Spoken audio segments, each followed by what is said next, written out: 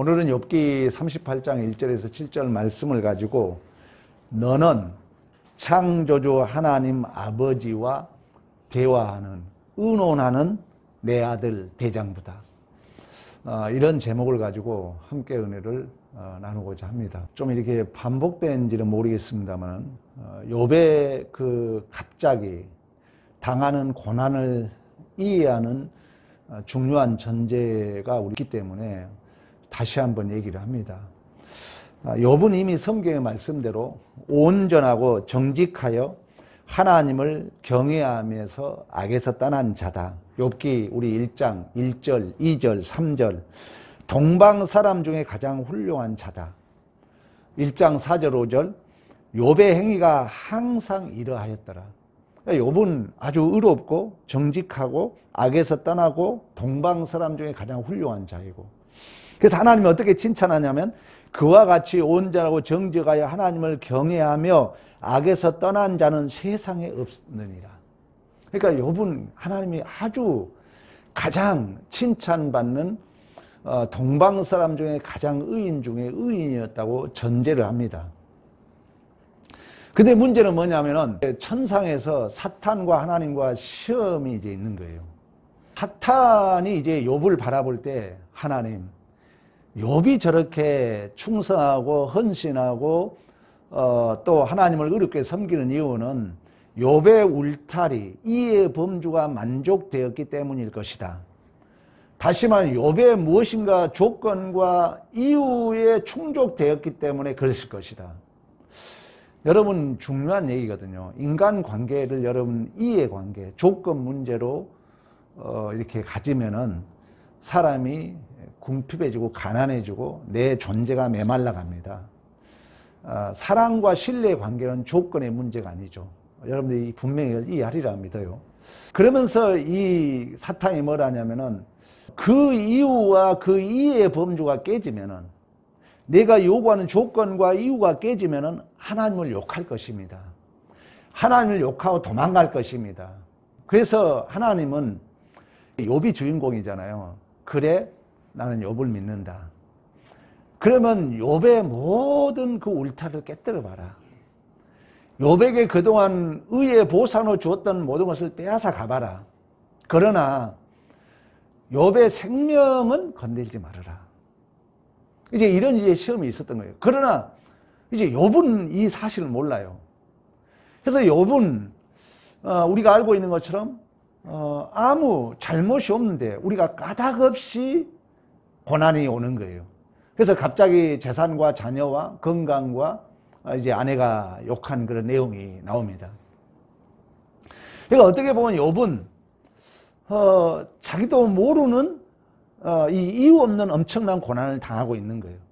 그러나 또 다른 의미는 하나님은 욥을 믿고 욥이 당하는 고난은 하나님이 지금 사단과 시험 속에서 명예를 욥에게 지금 맡기고 있는 거죠. 우리의 존재도 마찬가지예요. 여러분들이 세상에 가서 바르게 살면 하나님의 영광이 나타나는 거죠. 하나님의 명예가 우리의 존재에 달려 있는 거죠.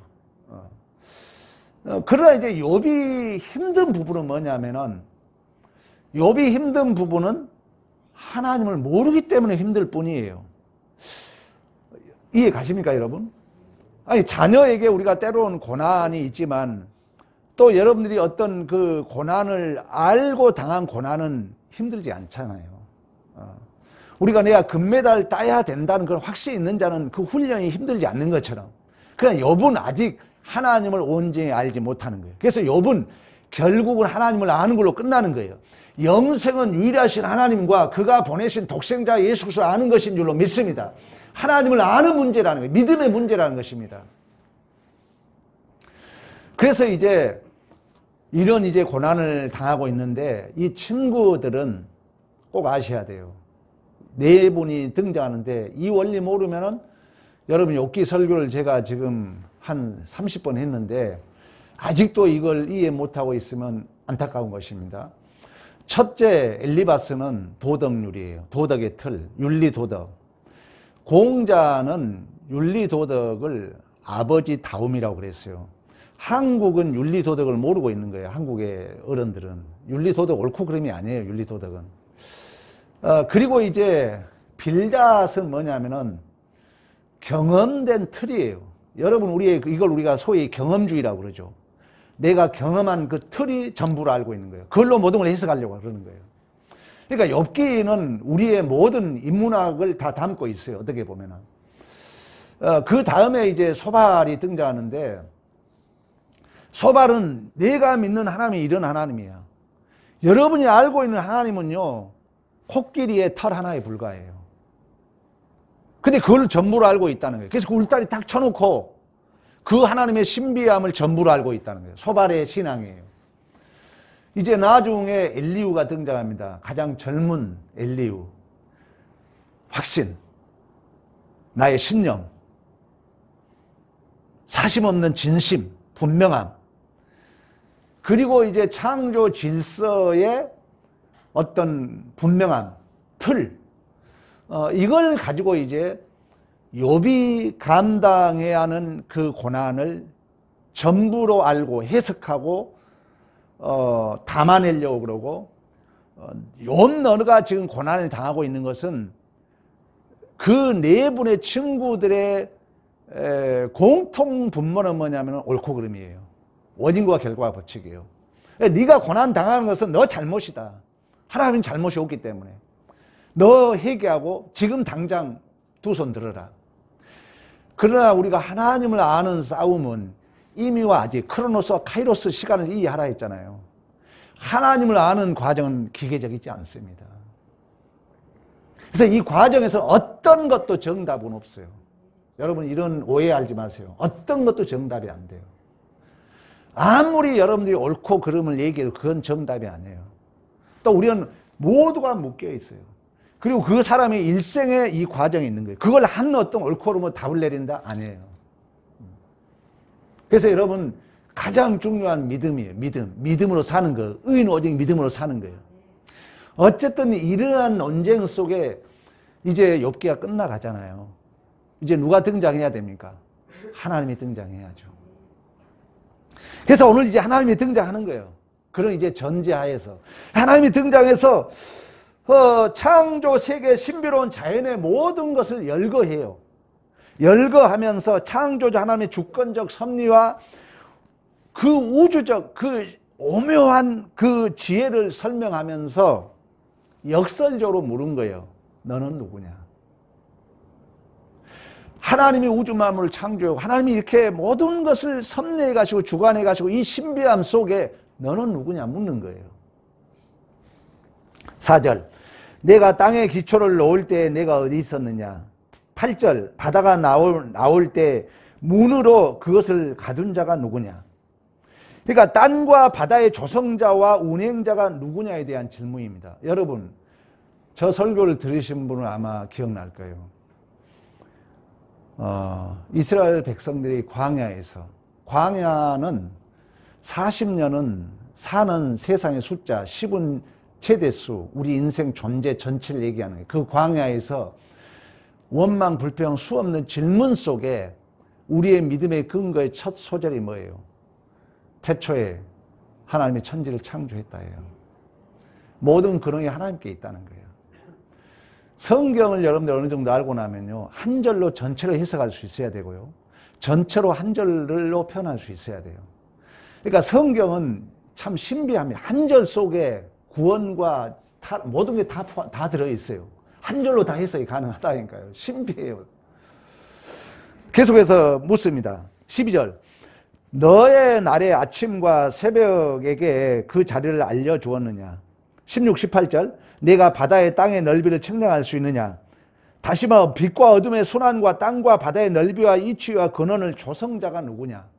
그러니까 지금 창조 그 질서와 그 섭리와 모든 것을 설명하고 있는 거예요. 지금 38장 전체를 통해서. 그래서 제가 축약적으로 얘기를 하는 것입니다. 22절, 내가 눈과 우박 창고를 보았느냐. 26절, 누가 땅과 광야에 비를 내리며. 29절, 얼음과 설을 누가 낳았느냐. 32절 너는 별자리들을 각각 이끌어 갈 수 있겠느냐. 35절 번개를 보내어 우리가 여기 있다 하게 하겠느냐. 다시 말하면 눈, 우박, 홍수, 비, 얼음, 서리, 별자리, 번개 등등 모든 이러한 기상현상을 주관 자가 누구냐. 우리 이미 이제 답이 서서히 나오잖아요. 또 36절 가슴 속에 지혜를 준 자가 누가 준 거냐. 38절 티끌이 덩어리를 이루며 흙덩이가 서로 붙게 하겠느냐. 39절 내가 젊은 사자의 식욕을 채우겠느냐. 41절 까마귀 새끼 먹이를 마련하는 자가 누구냐. 그러니까 지혜와 모든 총명의 근원, 먼지와 대장 자연현상과 사자와 까마귀의 먹이를 공급자가 누구냐. 여러분 너무나 쉽잖아요. 야, 이 창조주 하나님을 이 모든 것을 창조하시고 운영하시고 섭리해 간 자가 누구냐. 또 이걸 알 자는 누구냐. 너무 쉬운 내용이 같지 않습니까? 그러니까 이런 모든 창조주가 누구냐. 이렇게 섭리자가 누구냐. 그 역설로 야 무지한 말로 이러한 생각을 어둡게 한 자가 누구냐 하면서 3절에 너는 대장부처럼 허리를 묶고 내가 내게 묻는 것을 대답해라. 여러분 잘 이해해봐요. 이게 책망인지 긍정적 물음인지 부정적 질문인지. 하나님이 온 우주 만물의 근원을 설명하고 그 모든 섭리를, 그 신비한 오묘한 섭리를 설명하고 너는 누구냐. 책망이 아니에요. 너는 누구냐. 너는 당연히 알고 있어야 되지 않겠느냐. 맞는 얘기잖아요. 하나님의 자녀라면은 우리가 믿음이 있다면은 하나님이 우주 만물을 창조하셨고 지금도 그분이 섭리해 가신 줄로 믿습니다.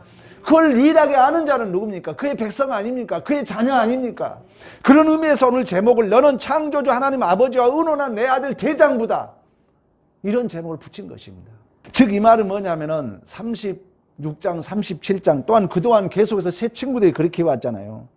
하나님의 창조 세계와 공의로운 섭리, 그 질서의 틀, 완전함 속에 너는 똑같이 옳고 그름에 됐구나 하고 그 무대의 소품이 아니라는 거예요.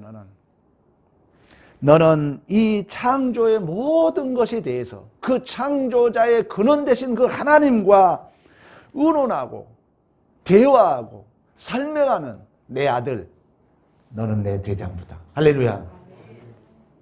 그래서 여러분 오늘 본문에 너는 대장부처럼 허리 묶고 내게 듣는 것을 대답해라. 4절에 내가 어디 있었느냐. 너가 어디 있었느냐. 너는 깨달아 알거든 말할지라. 너는 아느냐. 너가 16절 17절 너가 나타났느니라. 너가 보았느니라. 18절 내가 측량할 수 있느냐. 내가 그 모든 것을 다 알거든 말할지라. 너는 20절 21절 내가 상대를 알게. 너는 22절 너는 31절 너는 32절 너는 34절 내가 34절 내가 35절 내가 39절 내가 계속해서 너하고 나. 엘리오는 우주 만물의 깊고 오묘한 섭리 질서 틀 속에서 욥을 한 소품으로 본 거예요. 한 인간으로 쉽게 본 거예요. 여러분 자식을 우주 만물과 바꿀 수 있겠어요? 지금 하나님의 역설적 질문이에요. 엘리후는 욥을 그 하나님의 창조 질서에 비교하면서 조그만 하나의 한 인간으로 하나의 소품으로 생각한 거예요. 그래서 너 잘못했잖아. 너 회개해. 너 잘못했잖아. 이 모든 책임은 너에게 있어. 이렇게 그 다음 내가 고민하고 아파하고 울고 결국 무슨 싸움이라 했어요? 하나님을 아는 싸움이라니까요. 그걸 막아버린 거예요. 지금 당장 답을 내려버린 거예요. 그러나 하나님은 욥에 대해서 그렇잖아요. 너는 어디 있었느냐? 야, 내가 우주 만물 창조할 때 너 어디 있었느냐? 너 이거 보았느냐? 너 알고 있느냐? 너 깨달았느냐? 너는 대장부처럼 허리를 묶고 내게 묻는 걸 대답해라. 어떻게 보면 아버지로서의 그 안타까운 마음이잖아요. 또 이러한 우주 만물을 창조하신 분이 누구신가를 아는 분은 여러분 누굽니까? 그 백성 아닙니까? 그 아들 아닙니까? 아버지가 해온 일을 유일하게 아는 자가 아들밖에 없잖아요. 그래서 하나님은 욥 너는 자연 질서의 조그마한 한 부분 소품이 아니라는 거예요. 우리의 존재가 그렇다는 것입니다. 내가 땅에 주초를 놓듯 내가 너를 이 자리까지 오도록 허락하고 인도한 주인이다. 이 모든 것을 창조하신 하나님과 의논하고 대화하고 설명하는 넌 내 아들 대장부다. 너는 이거 알아라. 쉽게 말하고. 여러분 신앙이 믿음이에요. 믿음. 우리가 지난주에도 얘기했던 것처럼 내가 책임을 다 지는 건 믿음이 아니라니까요.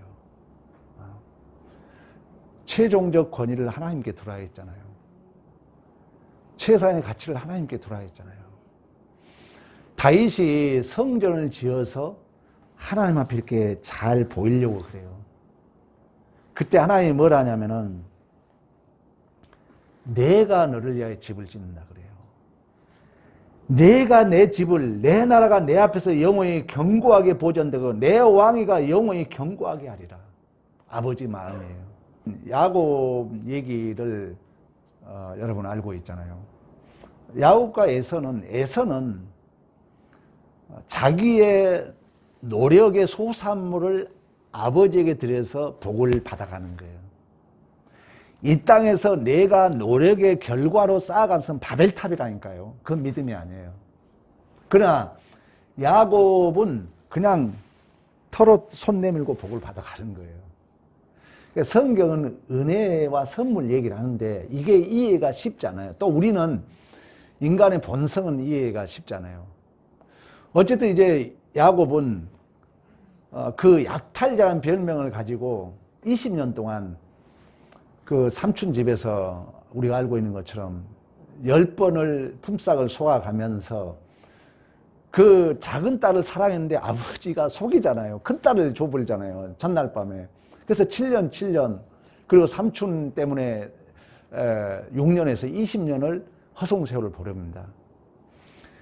그리고 이제 약봉 나루터에서 여호와의 사자와 씨름을 해요.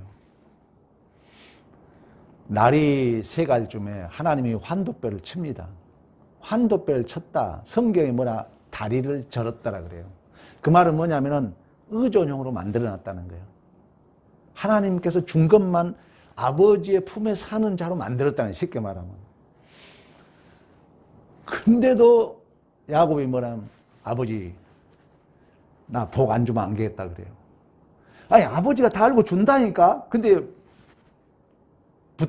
사자 붙들고 복 안 주면 안 되겠다 그래요. 그래서 여호와의 사 다시 한번 너 누구냐 너 이름이. 아직도 못 깨달아. 나 야곱인데요. 나는 내 노력으로 내가 약탈해서 복을 쟁취해야 된다니까요. 이렇게 대답을 해요. 그때 여호와의 사자 다시 한번 그 신분을 확인시켜줘요. 너는 여호와와 싸워서 이긴 자다. 너는 여호와의 사자와 싸워서 이긴 자다. 다시는 너를 야곱이라 하지 않고 이스라엘이라 하리라 그래요. 그러면 여호와에서 싸워서 이긴 자가 누굽니까? 아버지와 싸워서 이긴 자가 누굽니까? 역설적으로 아버지가 유일하게 져줄 자는 누굽니까? 그 아들밖에 없는 줄로 믿습니다. 아들, 너는 내 아들이라는 거예요. 오늘 본문 얘기도 마찬가지입니다. 그런 의미에서 이제 욥기 결론은 하나님을 알고 내 자신이 누구인가를 알아가는 언약의 내용으로 결론이 난다니까요. 제가 자주 설명했잖아요. 이제 내가 말씀만 들었었던 하나님을 내가 눈으로 보는 거예요. 우리 입이 결론을 알고 있잖아요. 모든 땅에서 욥의 딸들처럼 아름다운 여자가 없었다는 거예요. 다시금 아버지와 아들 관계를 회복시켜 주는 거죠. 그러니까 이 욥기의 오늘 본문은 너는 아버지가 누구며 너는 아버지가 하는 일을 다 알아야 하는 너는 내 아들 대장부라는 거예요. 아들이라는 거, 우리는 아들. 지역적인 문제로 전부로 여기지 말라는 거예요. 우리는 아버지의 아들이라는 거예요. 창조 하나님의 아들인 줄로 믿습니다. 그런 의미에서 신앙이라는 것은 나를 아는 것입니다. 내가 누구냐는 얘기예요. 내 인생을 하는 것입니다. 인간의 가치와 목표와 내용이 무엇인가를 이해해야 하는 것입니다, 여러분. 그래야 우리의 신앙이 바뀌어요. 우리의 존재가 바뀝니다. 우리가 이 욥기를 여러분 공부하면서 다른 거 몰라도 우리 나이 먹어 가잖아요, 지금. 50, 60, 70 이제 넘어가요. 여러분 엘리바스로 살 거예요? 중요한 얘기예요. 욥기 설교 또 언제 할지 몰라요, 제가. 엘리바스로 살 거냐고요.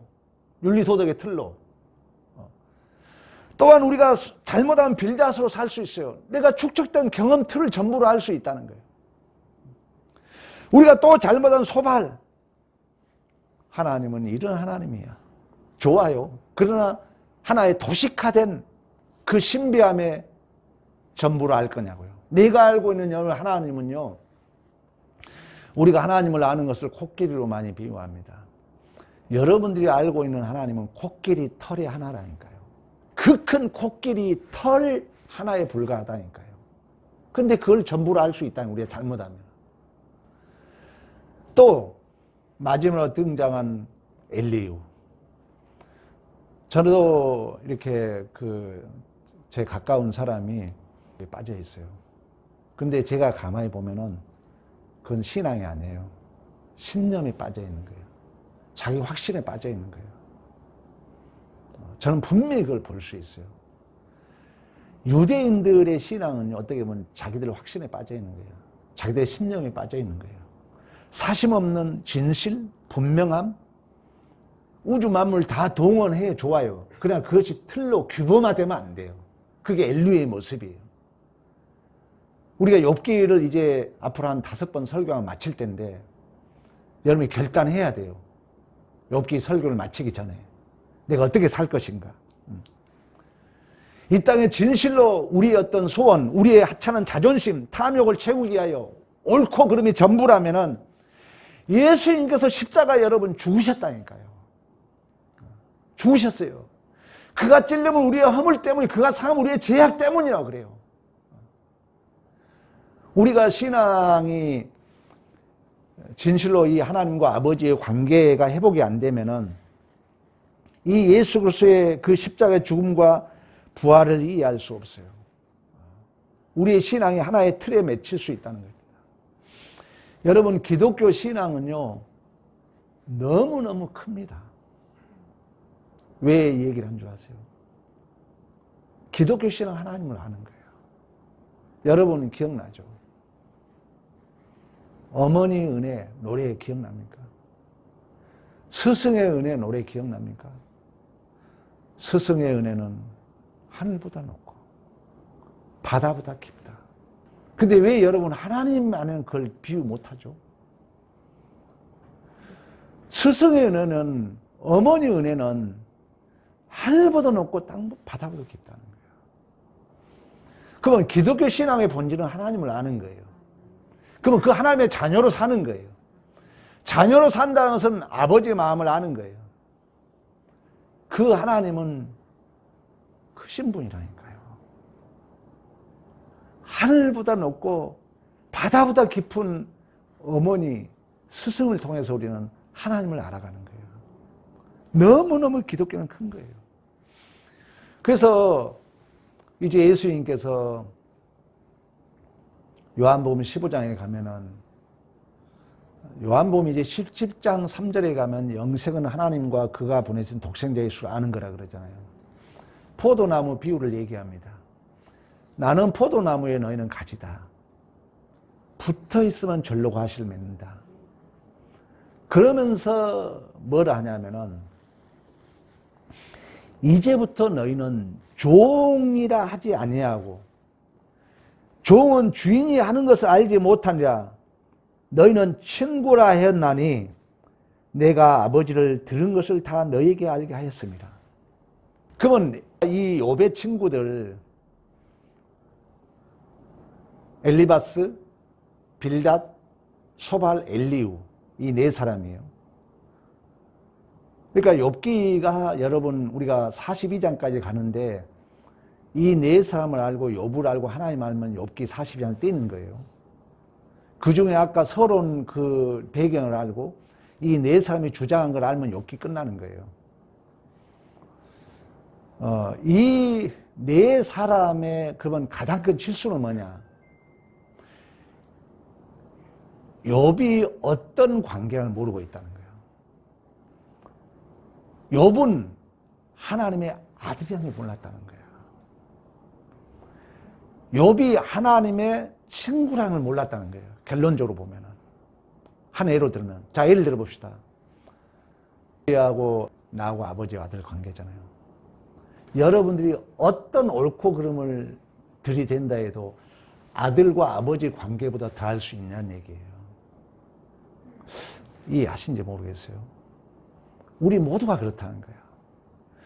모두가 하나님 아버지와 아들 관계인데 누가 옆에서 저 사람이 이렇게 잘못했는데요?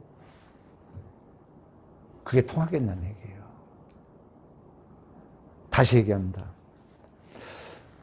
우리 모두는 하나님과 아버지와 아들 관계라는 거예요. 그럼 여러분이 공동체 안에서 어떤 얘기를 한다 할지라도 아버지와 아들 천륜보다 더한 게 있겠냐고요. 어떤 옳고 그름을 된다 할지라도. 또 친구, 이 좋은 사이를 모르고 애매하게 한 친구가 고자질을 한다 해서 그게 통하겠냐는 얘기예요. 이해 가십니까, 여러분? 하나님과 우리가 어떤 관계가 이해 가냐고요. 또한 우리는 그 창조주 하나님을 아버지로 부른 자이기 때문에 누가 뭐라 한다 해서, 누가 옳고 그름 얘기한다 해서, 또 누가 들었다 해서, 저도 때로는 뭐 서운하기도 합니다만은 그 지엽적인 물에 마음에 흔들리지 말라는 얘기예요. 이 길을 우리가 마치면서 여러분들 확인할 내용입니다.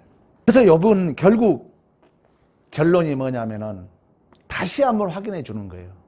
우리의 존재가 어떤 존재라는 것을. 우리는 창조주 하나님을 아버지라고 고백하는 그의 자녀들인 줄로 믿습니다. 이것이 우리의 인생을 새롭게 만드는 거예요. 이것이 우리의 존재를 새롭게 설정해 주는 것입니다. 그래서 욥기 결론이 이제 말씀만 들었었던 하나님을 아는 거예요. 여러분 그 경험 못 하세요?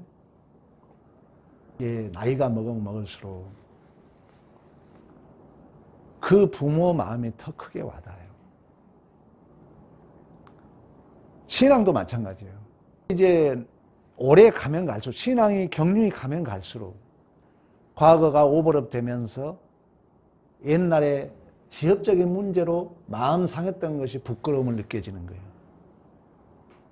욥기의 내용이에요. 우리가 고민하고 우리가 갈등하고 우리가 치열한 원망을 하고 있는 결론은 뭐냐? 누굴 모르고 있다는 거예요. 하나님을 모르고 있을 뿐이에요. 아픈 일이든 좋은 일이든 로또가 당첨이 되든 망했든 하나님이 우리를 향한 목적하신 내용, 가치, 목표는 똑같다니까요. 이해 못하세요? 과거를 생각해봐요. 여러분 힘든 일 생각해봐요. 과거. 그게 여러분 손해였습니까? 하나님은 똑같아요. 그 하나님을 몰랐기 때문에 내가 원망스러울 뿐이에요.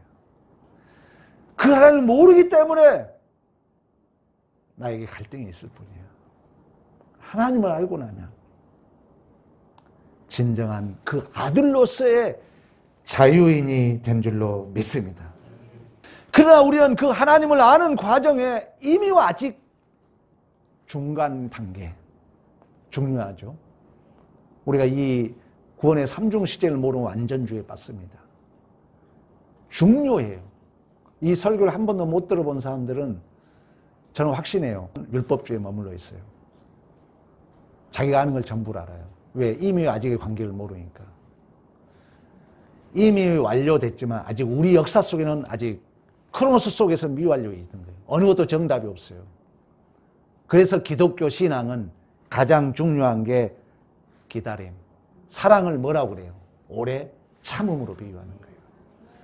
그래서 우리는 용서가 필요하고 기다림이 필요하고 우리는 사랑이 필요하고. 왜? 아버지를 알면 다 해결될 텐데 그걸 우리가 믿음이라고 얘기도 합니다. 아직 우리는 그 아버지를 아는 그 부분은 수많은 세월이 필요해요. 저도 이제 아들을 낳고 또 아들이 하소연하는 얘기를 들으면 옛날 어머니가 오버랩되면서 그 어머니 마음이 이제 알아가는 거예요. 우리 아들도 지금은 그렇지만 저들도 이제 30년, 40년 세월이 흐르고 아들을 낳고 손자, 손녀를 낳고 그 위치에 가면 그 세월이 흐르고 나면 그래요. 그때 우리 아버지, 어머니 마음이 어땠을까? 우리의 신앙도 똑같습니다, 여러분. 그런 의미에서 본다면 오늘 주어진 현실이 나를 나되게 만들어는 금보다 귀한 밑거름이 된 줄로 믿습니다. 그래서 그 시간, 그 장소를 외면하지 말라는 얘기예요. 어떤 시련과 고난이 있어도 그 모든 것들이 나를 나되게 만들고 믿음 안에 있는 한, 예수 안에 있는 한 그 하나님을 더 깊이 만들어가는 구체화되는 은혜의 파편들인 줄로 믿습니다. 여러분, 우리는 하나님의 아들입니다. 하나님의 아들. 뭘 걱정합니까?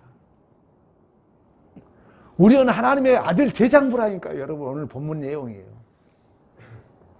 우리는 이 하나님의 손에 있음을 알기 때문에 그 하나님은 우리를 위하여 독생자를 아끼지 아니하시는 그 사랑의 하나님을 알기 때문에 이 믿음이 여러분의 주어진 고난을 감수하게 하는 것입니다.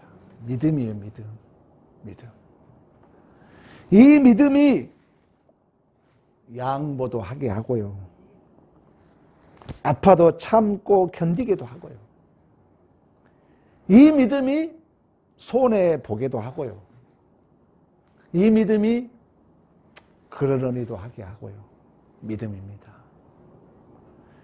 이 믿음이 세상을 이기고 이 믿음이 나를 나되게 만들어간 줄로 믿습니다. 우리 다 같이 따라합시다. 나는 하나님의 아들이다. 하나님의 자녀. 이제 여러분 걱정할 것이 없어요. 염려할 것이 없어요. 이 믿음이 있을 때 이제 성령은 여러분들과 함께 일합니다. 진실로 이제 욥기가 마무리돼 가는데 그 하나님을 아는 자로서의 아들로서의 참 자유와 기쁨을 누리는 믿음의 승리가 있기를 간절히 축원합니다. 우리 다 같이